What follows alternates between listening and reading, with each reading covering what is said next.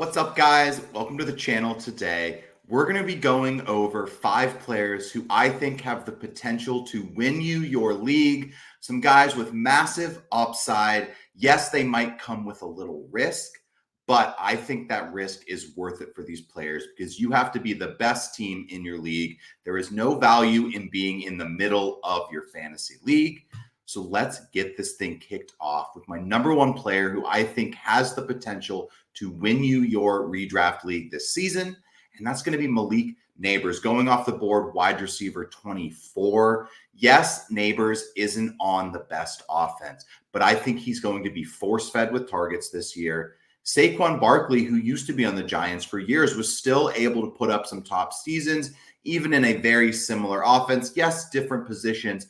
But when you are a clear-cut number 1 option on your team, you have the potential to really outperform your ADP. Now, Nabers is going as wide receiver 24, so he doesn't even have to be a top 5, top 10 guy to really outperform where you're taking him. If he could land somewhere in the top 18 wide receivers, I think he would greatly perform where you're taking him. And I think towards the end of the year, Nabers could really be a difference maker for your fantasy team.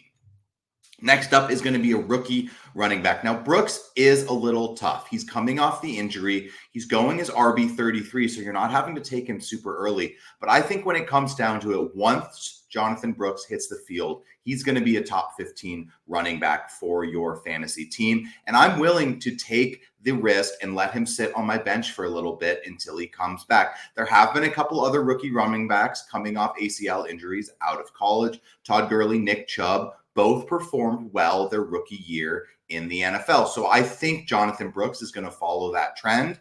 Canales coming over from Tampa Bay really made Rachaad White, who's someone I don't even like that much, look like a very good and usable player, especially in fantasy football last year. And I see no reason why Jonathon Brooks can't be the same type of player for that offense. They're going to be looking for weapons, and Jonathon Brooks is going to be one of the best ones they have. Next, a guy who I think is going to start flying up draft boards the more we learn about his situation.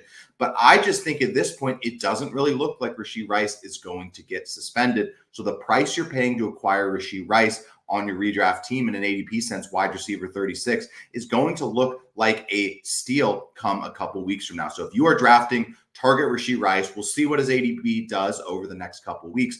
But right now, Rashee Rice could be a wide receiver 2 for your team. He was a top 15 guy the last back half of the season last year once he kind of took over. Yes, there are some other weapons in that Kansas City offense, but I'm not super concerned. Hollywood Brown starting hurt. Xavier Worthy's going to make some big plays, but he is a rookie, probably going to get off to a slow start. Of course, Travis Kelce, but there's no doubt in my mind that Patty Mahomes could throw for 5,000 yards and make all of these wide receivers production look good in a fantasy sense. So I think Rashee Rice is an absolute steal, and he has such a big upside to be that difference maker for your team this year. Next, this is going to be the only QB on this list, and this is Anthony Richardson. Yes, he's not going as some late sleeper. You're going to have to spend a 5th, 6th round pick on Anthony Richardson, going off the board as QB6.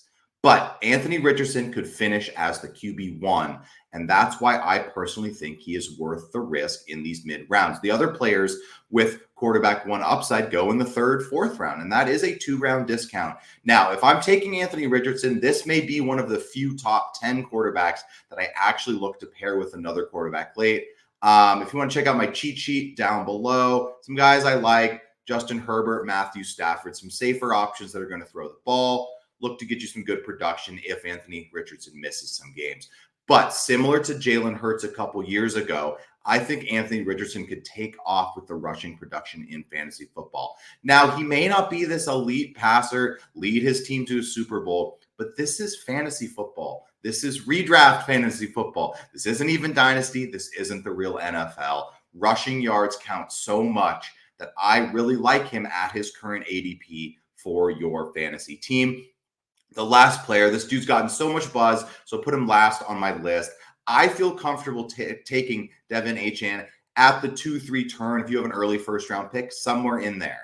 I'm not going to reach early 2nd on this guy, but if he lands on your team at that 2-3 turn, I think he is the perfect pick with a huge upside to win you your fantasy league. Now, it's going to be a little risky. We all know he got hurt a couple times last year. We don't know exactly how this backfield's going to shake out.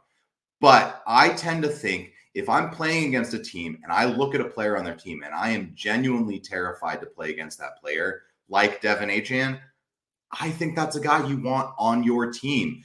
It's kind of just this gut feeling, but when it comes down to it, he has the potential to break your league. And if you're getting him at the right ADP, to me, he is worth the chance. So thank you guys so much for tuning into the channel. If you have a second, check out the rest of the videos on the channel as well. I got some dynasty stuff. I have some more redraft videos. If you enjoyed, you learned something, shoot me a comment, hit subscribe, like the video. Everything helps so much. I'm going to be coming out with much more videos leading into the season. During the season, we're going to keep you ahead of your league mates. So thank you guys for tuning in, and we will catch you later in the week with some more videos.